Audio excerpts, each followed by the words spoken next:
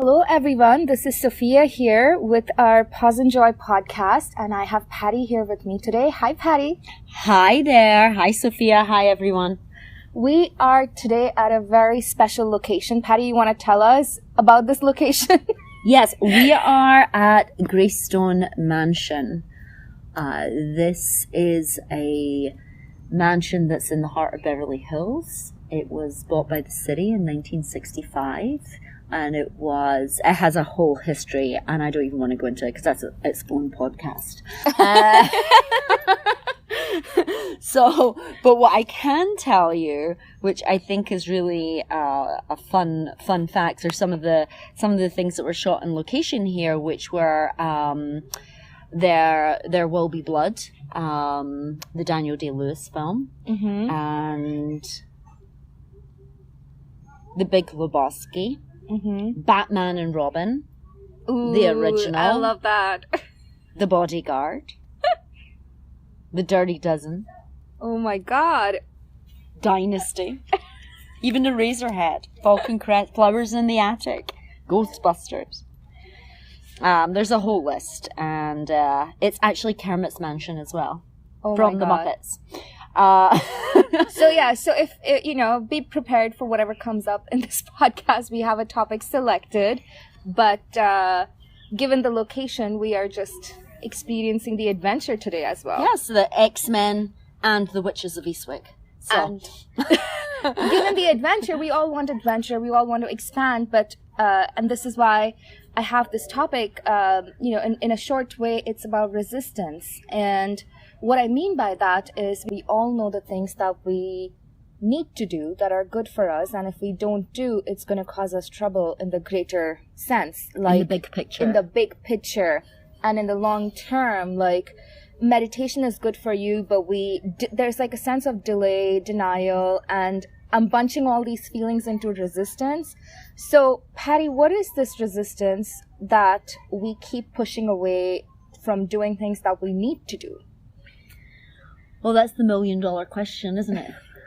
Why don't we do the things that we know we need to do when we need to do them?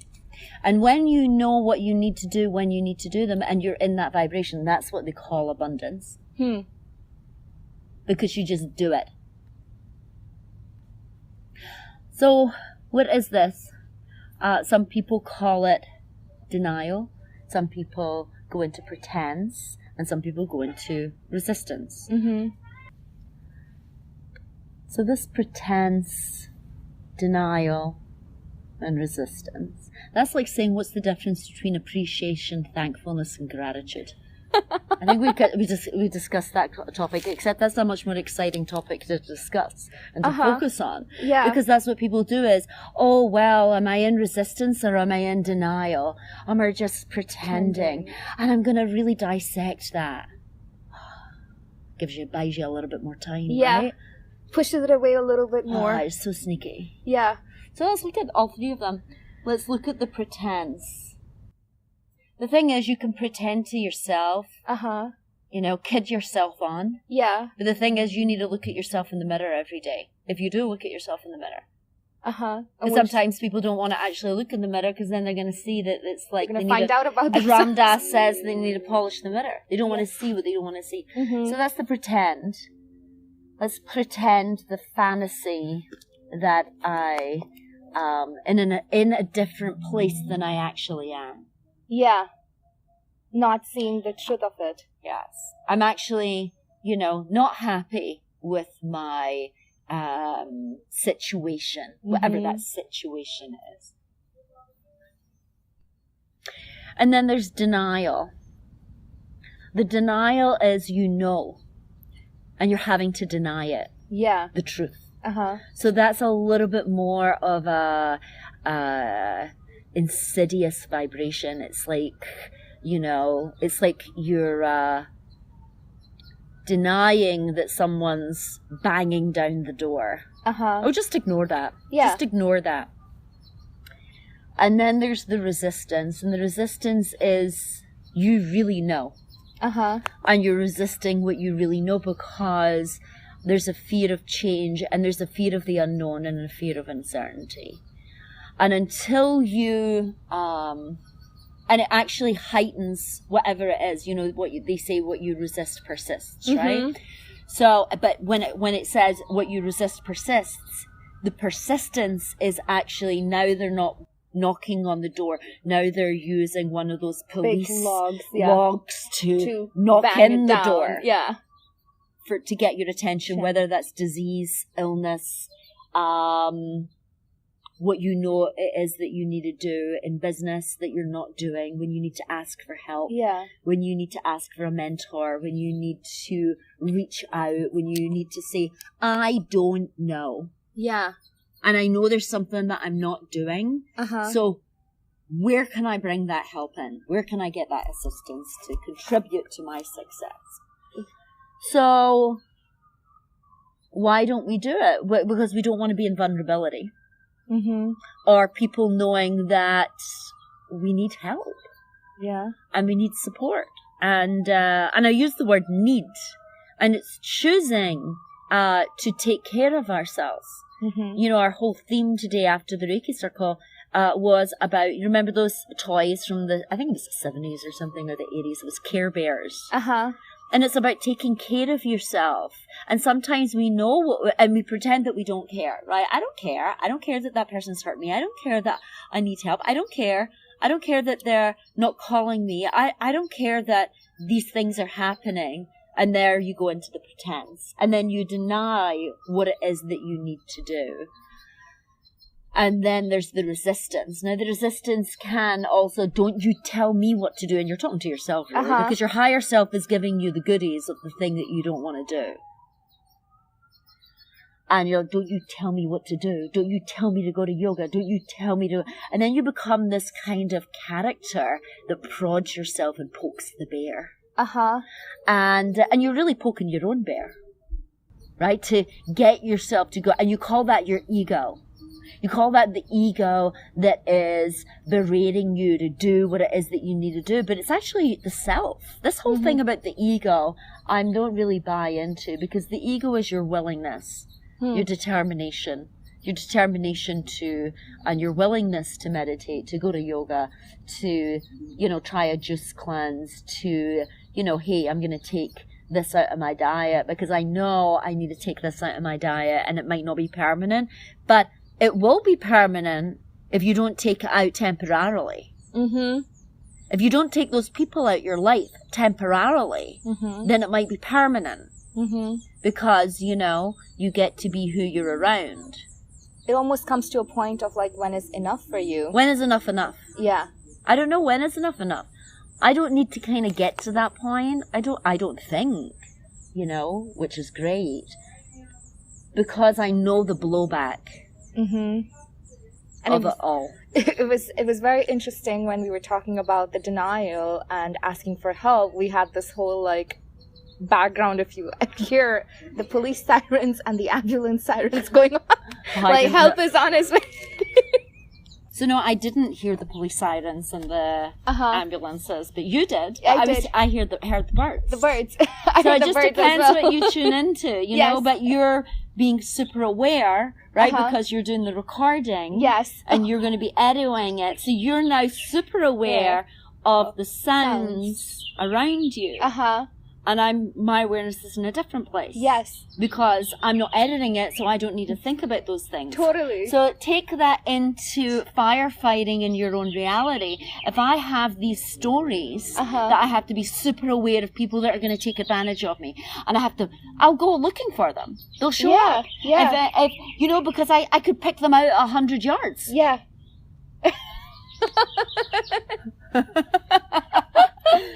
Just saying. So then, now we know that it's not just resistance. There's also a background of you pretending, sometimes denying it. Where does this struggle really come from, and why do we almost hold on to it so badly? Well, they always say that human beings don't like change, and I also think that's an affirmation that people buy into. Because I think we change every day. our cells shed off every day. You know, we die to ourselves every day when we sleep. Mm-hmm. So we're changed when we go to sleep. And we wake up renewed in the morning. So we believed in these things that are said about that we're instinctive animals, that we have this need for safety. Mm-hmm. And I do believe that. I do believe that we do need to be aware of safety, what keeps us safe, when our environment is safe, when things are not safe. Mm-hmm. But I also think that there's also an intuitiveness that guides us through all of that. And there's an intuitiveness that takes us actually into unsafe territory to go through the doors of fear. Yeah. Because that's also just something that's unfamiliar. That's unfamiliar. And the more you do things that are unfamiliar, i.e. learning an instrument that's unfamiliar, or going to a place that's unfamiliar, or if you're in business, reaching out to things that aren't in your comfort zone. Mm-hmm. So, you know, we do this in yoga. It's really the whole basis of yoga is to feel very comfortable being uncomfortable and breathing into it so that you don't stunt yourself in life. You know, the thing is, I pause, enjoy, right? There's pause, enjoy right there. Pause, enjoy. But here, the thing with that is there's a pendulum that swings because we're in the world of duality, right? So I can just do the things that I enjoy. Oh, I just want to be around positive people. Don't you just hate negative people, Patti? Do you just hate them? Well, let me tell you, when people come through my door, they're extremely negative, and I want to know what that negativity is, so that I can collapse it, and let's not all pretend that that's not there, like you a vulture. Interact with it, like. So I don't have this aspect of, oh, I can't be around negative people. Actually, sometimes they're actually quite interesting. So when you try and be just around this positive vibe, really, what is it that you're pushing away in your own negativity that you really need to kind of put a spotlight on? So so getting back to pause and joy, you know, I enjoy people actually looking at their monsters. I don't pretend to myself that I want to be in this fluffy positivity. I want to be in the raw realness of when people are dying, when they get a diagnosis, when they know everything's going to be ripped from them, when they're actually had a breakup, you know, things get really real, or when you're at a funeral. Wow. You know, that's when people are like, everything drops away. Death does that. And that takes away all the pretense. Yes, that you've got all the time in the world to fanny around. Because you have an expiration date, you just don't know when it is. We are on a shelf life.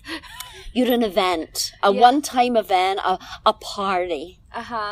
And when you start to realize that self-realization, that you are an infinite being in a body that has an expiration date, you don't leave things out that go bad. You take care of yourself. You take care of your business. You give a fuck, basically. Yes, and you stop pretending that things aren't what they are and be in the, oh, wouldn't it be nice? Yeah, wouldn't it be nice? But you also have to look at what it is. And that's ugly and it's monstrous and that's not what I signed up for. Yeah. So what is it that I need to do? What is it I need to face? What do I need to face? I need to face the face that's looking at me in the mirror. That is the man in the mirror, the woman in the mirror, and start with that. As Michael Jackson used to say. Totally. And it's also like we've always been taught to avoid monsters, hide from them.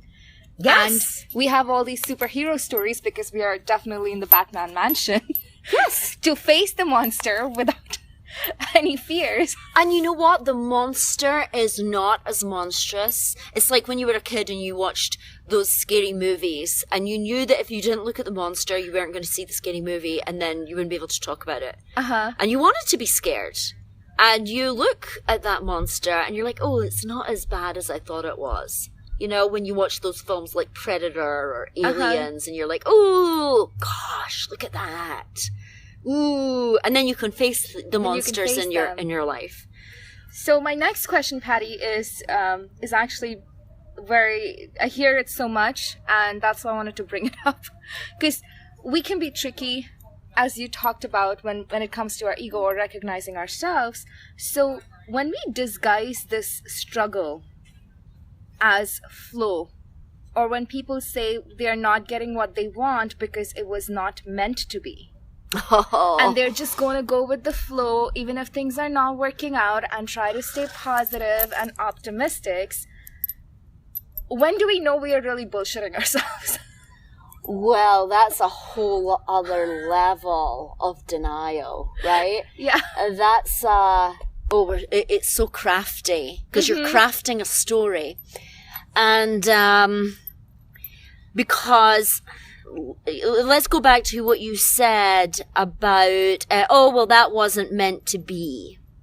Like, say I didn't get this job or a house that I was really sending out my vibrations and using the law of attraction and doing my Reiki. And sometimes the things that you're not getting is because there's something that you need to clear and clean in yourself. Yeah. That you don't want to look at. That you might have some issues around money. That you might have some issues around love. Because if it keeps persisting that you're not getting what you say that you want, and I don't really like that word want, but choose.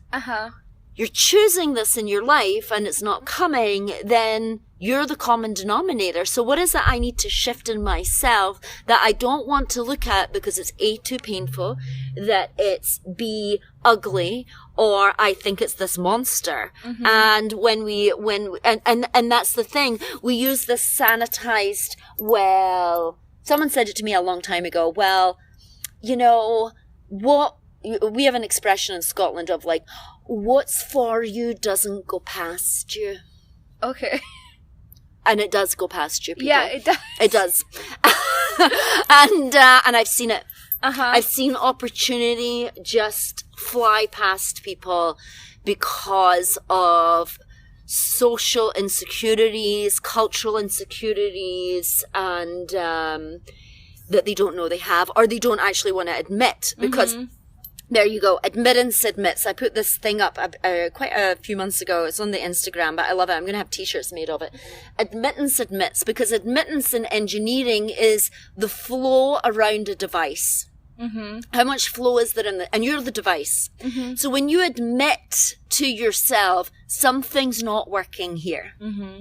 I say that I am choosing this or wanting this or desiring this, but it doesn't seem to be happening. Or sometimes I'm choosing it, but all of this vibration now starts to come up that is scary, that I have to go into.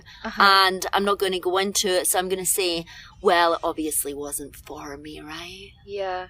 Oh, well, that's sanitized it a little until it happens again. And then it happens again. And when are you going to get out that loop of reciting the same little sayings that give you some kind of relief in the moment when really it's painful? Yeah. Rather than saying, wow, that's annoying.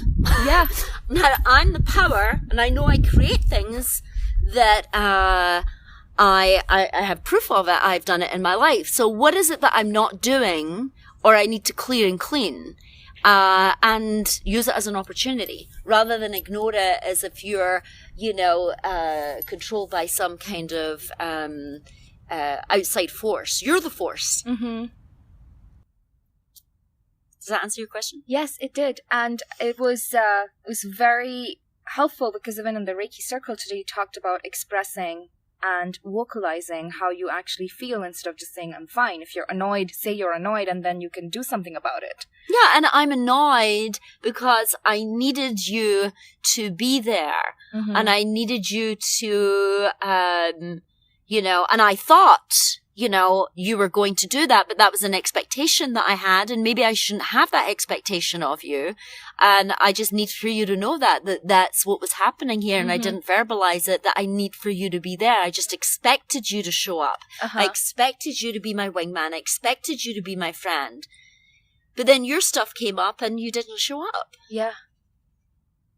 And just having a normal conversation around.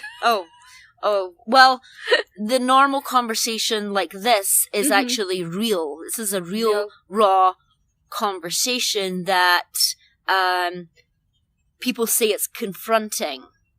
And it's fronting, well, because you're fronting a lie. Mm-hmm. And rather than, yes, confront the truth and be open and kind and honest in a place of love, still saying the truth. Hmm. It's when you know how to do it, when it's you get more and more practice of it, and you say, actually Michael Jackson's coming up a lot, isn't he? Uh-huh. He used to say, I'm saying this from a place of love. And then he would tell you how he felt. Maybe practice that. I don't know. Yeah. So, and I see sometimes this next question is for, we all want to be spiritual and aware, but sometimes we are not aware about the things. How do we know this difference between we are actually being unaware or we are in willful ignorance? Oh, you know. Uh-huh. You know when you're in willful ignorance. There you go. You go back to the denial. Uh-huh. You're denying because it's willful. Yeah. It's willful ignorance. You are, and the root word, and I think we've spoke about this before, of ignorance. People hate this word. My father hates this word. But then he embraced it of what it really meant, which was, what am I ignoring? Mm-hmm. What am I willfully ignoring? Because it's just too... I believe, there's your belief behind it. I believe it's too painful to look at. I believe it's too big a monster to look at. There's not enough distance between me and the event. Mm-hmm. So I'm going to be willfully ignorant of how much it hurts me because I'm not ready. I don't have the teacher. I don't have the tools. I haven't met the person that's going to take me to the place that I normally wouldn't go alone. So there's a space for that willful ignorance, but also then calling in what I know I need, there we go back again, to not ignore this any longer. And for me to get through it in a place of flow, in a place of enjoying. You know what I mean? I've tapped on some gnarly things in people's lives. Really, there's very little I don't think I haven't tapped on. But people can be in such pain and go into such laughter when we do it because it's such a release. Or they go into such a cry and then they go into laughter because the joy of going into that sadness and letting it go and having someone that's going to go in there with them and dissolve it, blow it up, laugh at it, cackle at it, whatever it is it's gonna take. Wow. So for somebody who's listening to this right now, what do you recommend for our audience to even start acknowledging that there is a struggle within them? Because some people might not even be aware of these different definitions that we talked about today. Stop carrying other people's secrets. Uh-huh. Stop picking up other people's luggage at the carousel of life and carry their baggage for them. Because they did something to you that you've been carrying around for them. Not allowing them, and you need to put that baggage down. Wow. With no care whether they pick up the baggage or not, or send it back to them with consciousness attached. Or just put that baggage down and let somebody else, take it and incinerate it. Or just put it into lost property. But, find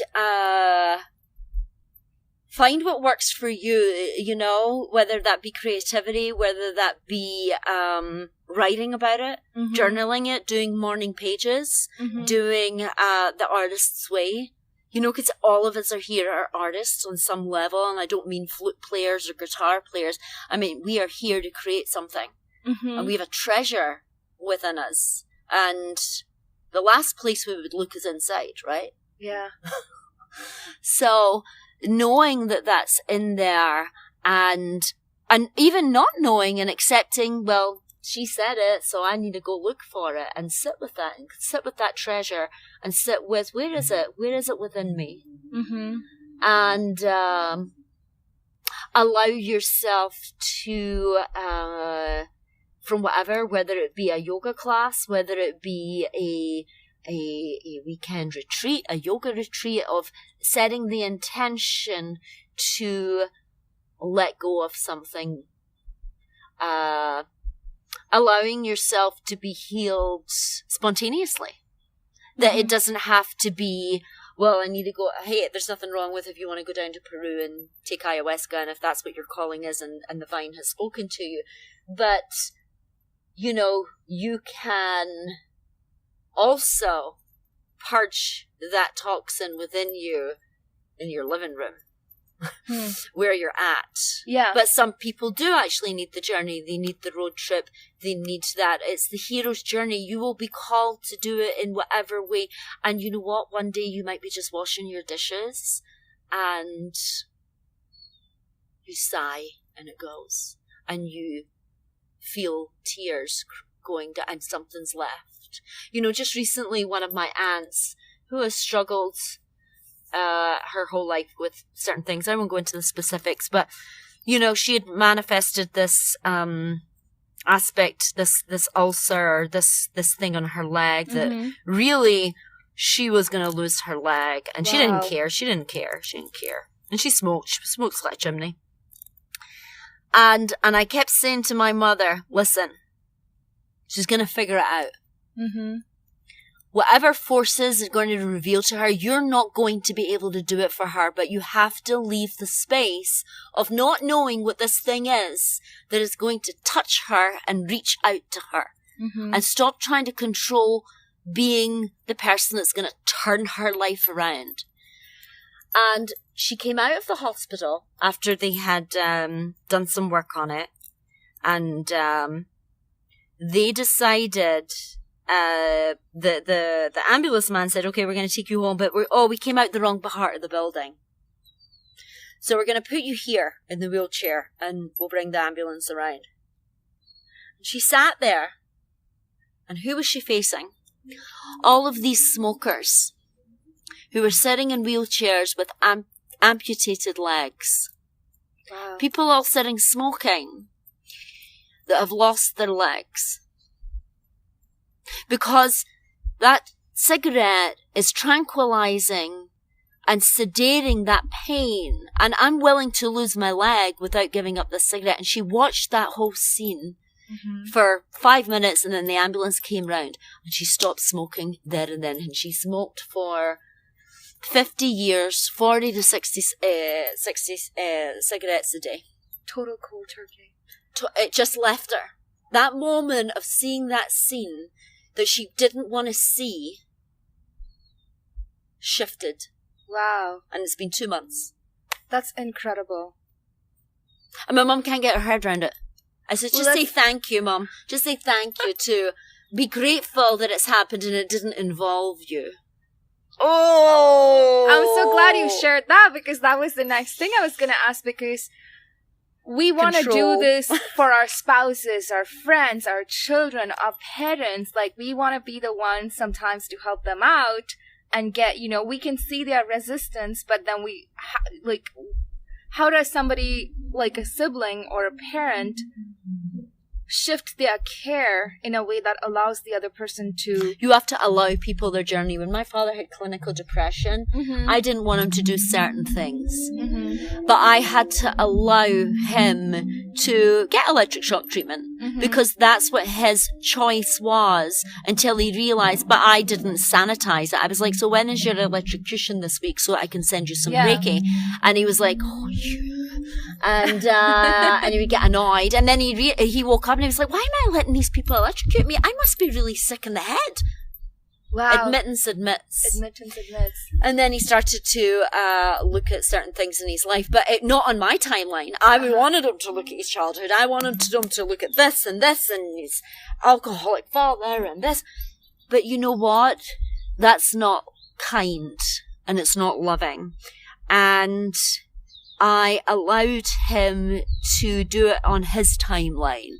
And I was there for when he wanted to address certain things that had happened to him that were monstrous and to him in his head until he looked at it, Yeah. or just too much to look at. Yeah. And my father gave me that as a gift of knowing when to push someone and knowing when to back off and let them be on their timeline. Yeah.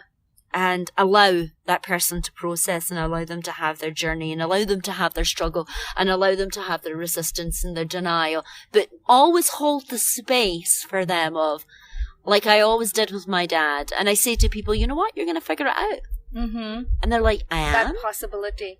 I am? And I'm like, yeah. But with my father, I used to say, well, I gave him the film Bagger Vance, which was an old film that was,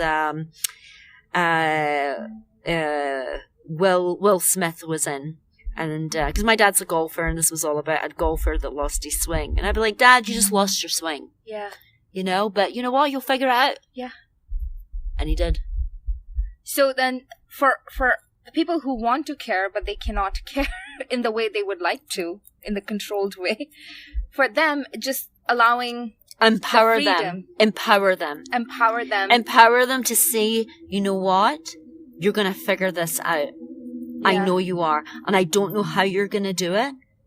But I know that you have something or a way or a method that hasn't shown itself yet, but there's something.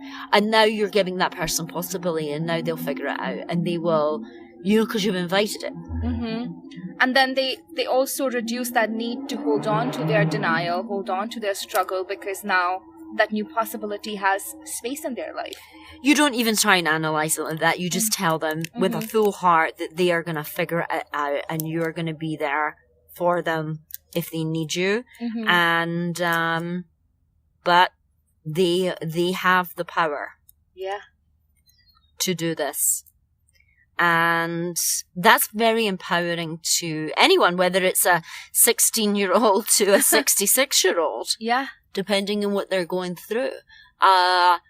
Because all transformation comes from within, you know, the lead turns into gold from within. And it's that very magnetic crushing that you know, oh, I'm in transformation right now. I'm in metamorphosis. They call it depression. But I am going through something that I'm developing something and I'm going to come out the other side as this new individual with a new way of looking at the world. And I'm going to have compassion, I'm going to have empathy, and I'm going to maybe even not even recognize that person. But this is where I'm at right now. Fantastic. Well, thank you so much, Patti. To our audiences, I want to say the same thing, that yes, you will figure it out wherever you are. And if you do need help or have any questions, you can message on our Facebook page, Pause and Joy. We have no idea what you're going through right now, but you have the power. In every moment, there's a chance for the shift to happen. In every second. So with that, thank you so much, Patti. This was amazing. Excellent. It was wonderful. Yes. And we will sign out from Greystone Manor, from Kermit's Mansion to Batman's Mansion. On to the next adventure. On to the next adventure. Yes, Agent Patti.